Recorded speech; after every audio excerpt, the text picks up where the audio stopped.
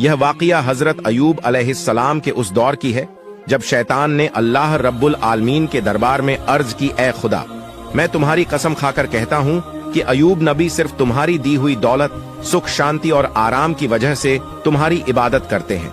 अगर उनकी यह दौलत और सुख शांति छिन जाए तो वह एक दिन भी तुम्हारी इबादत में नहीं लगे रहेंगे। ए खुदा, मुझे नबी पर हस्तक्षेप करने की ताकत दे। मैं देखना चाहता हूँ कि तुम्हारा अयूब नबी तुम्हारे प्रति कितना वफादार है। अल्लाह रब्बुल आलमीन ने शैतान को इजाजत दी और फरमाया, जाओ, तुम्हें अयूब पर हस्तक्षेप करने की ताकत दी जाती है, जैसे चाहो नबी को आजमा सकते हो। शैतान अल्लाह की दी हुई ताकत पाकर एक राहगीर का वेश धारण करके हजरत अयूब अलैहिस्सलाम के पास गया। उसने अपनी गरीबी जताई और कहा, हुजूर, मुझे कुछ दिन आपके घर रहने की इजाजत दीजिए। लेकिन हजरत अयूब अलैहिस्सलाम को उस पर शक हुआ, क्योंकि उसके शरीर से एक तीव्र दुर्गंध आ रही थी।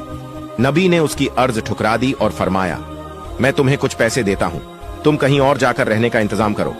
शैतान नबी के इस व्यवहार से बहुत नाराज हुआ और मायूस होकर चला गया।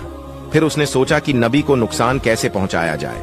बहुत सोचने के बाद उसने फैसला किया कि नबी के फल के बगीचे में आग लगा देगा।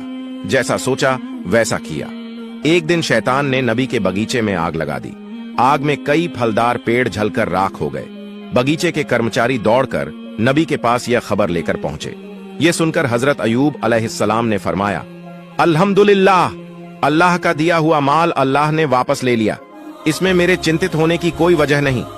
शैतान ने देखा कि इतने बड़े नुकसान के बाद भी नबी जरा सा भी विचलित नहीं हुए तो उसके दिल में जलन और बढ़ गई। उसने फिर सोचना शुरू किया कि नबी को और कैसे नुकसान पहुंचाया जाए। अगले दिन शैतान नबी के अस्तबल में गया और वहां आग लगा दी।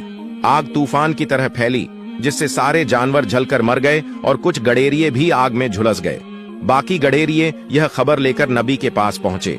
यह सुनकर हजरत अयूब अलैहिस्सलाम ने नमाज की नियत बांधी और फरमाया, अल्लाह का दिया हुआ माल अल्लाह ने वापस ले लिया, इसमें मुझे विचलित होने की कोई जरूरत नहीं। शैतान ने जब देखा कि इतनी बड़ी घटना के बाद भी नबी जरा भी परेशान नहीं हुए तो उसके दिल में और ज्यादा जलन पैदा हुई। अब उसने नबी को और बड़ा नुकसान पहुंचाने का इरादा किया। हजरत अयूब अलैहिस्सलाम के 12 बच्चे थे, जो हर दिन एक शिक्षक से शिक्षा लेने के लिए मदरसे जाया करते थे। एक दिन सुबह हमेशा की तरह हजरत अयूब अलैहिस्सलाम के 12 बच्चे शिक्षक के पास पढ़ने गए। उसी समय शिक्षक किसी काम से मदरसे से बाहर गए और शैतान ने इस मौके का फायदा उठाकर मदरसे की छत गिरा दी। छत गिरने से हजरत अयूब अलैहिस्सलाम के 12 बच्चे मलबे के नीचे दब मर गए। मदरस के शिक्षक डरते डरते हजरत अयूब अलैहिस्सलाम के पास